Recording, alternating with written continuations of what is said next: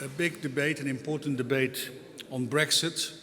Guy Verhofstadt told his position, the position probably of Parliament, but also of fact that once Article 50 is invoked, time will be going on.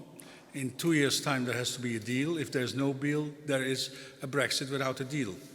Some Brits think that they can then put the results to a referendum or to Parliament, and if they don't agree, then it's back in the Union. But unfortunately, that's not the way it works. So we looked upon this theme. We talked about asylum, how the things work today with the Turkey deal and others, Aleppo, Syria. But the most time we took is, I think, about trade, and not trade in general, but CETA.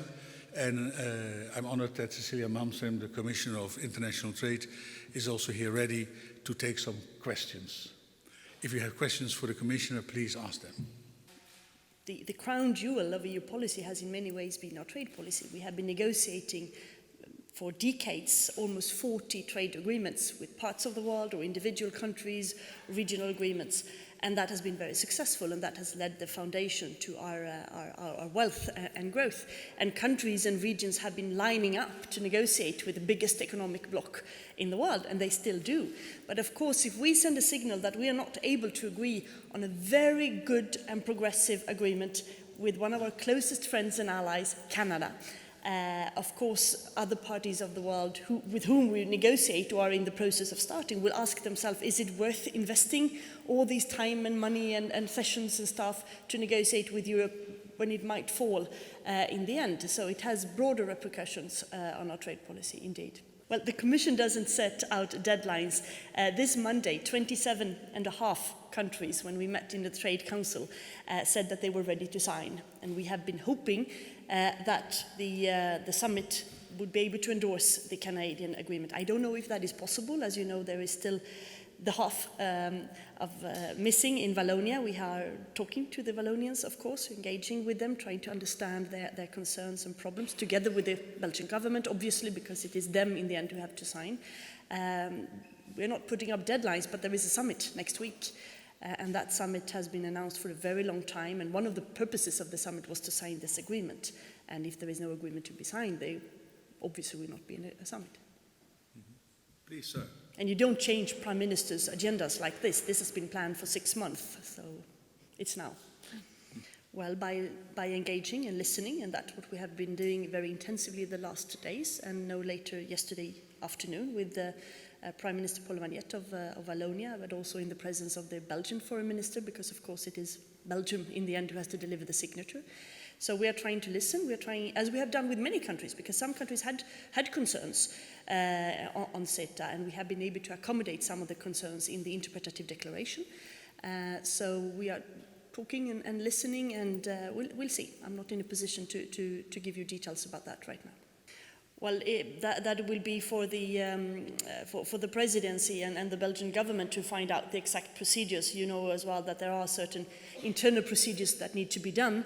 Of course, we are talking also with the presidency and with the president of the European Council to figure out the different deadlines. But most importantly, what I and my team, and we are working day and night, believe me, is focusing on right now is to try to find a solution so that also the Wallons would feel comfortable in saying yes to this agreement, which is a very good agreement. It will be good for Belgium and Wallonia as well. Well, it's hard to say, but it's obvious that those who are skeptical to trade in general, there are a lot of people who are that. That's perfectly, you can be that. They sort of group all the acronyms in the European right now, and CETA has been linked to TTIP, which is far more controversial. It doesn't exist yet. We are negotiating TTIP, but we don't have an agreement yet. So I think it is, to a certain extent, linked.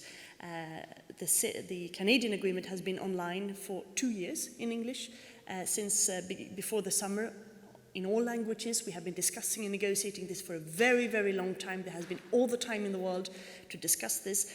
And what the NGOs have been calling for in trade agreements for years is actually in CETA.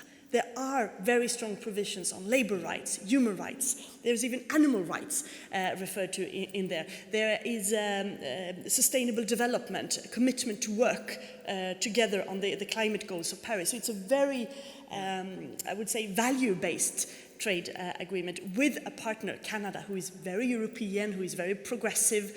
The government there is a very democratic country who also share a lot of the European values and have a strong public concern about citizens like we do. Our models are very approached. So this is a little bit hard to understand why Canada has been subject to so much conflict and concerns. Is indeed what we all want.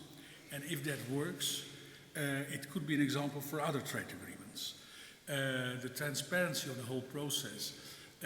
So indeed, it is difficult. The 7 prime ministers are backing, of course, the Commission and Commissioner Malmström on this.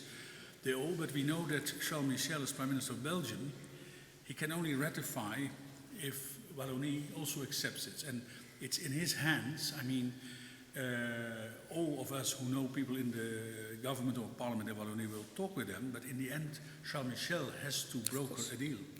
And we should give him the leverage to do so, but time is short. Mm. Other questions on this topic or other topics? If not, I thank you very much.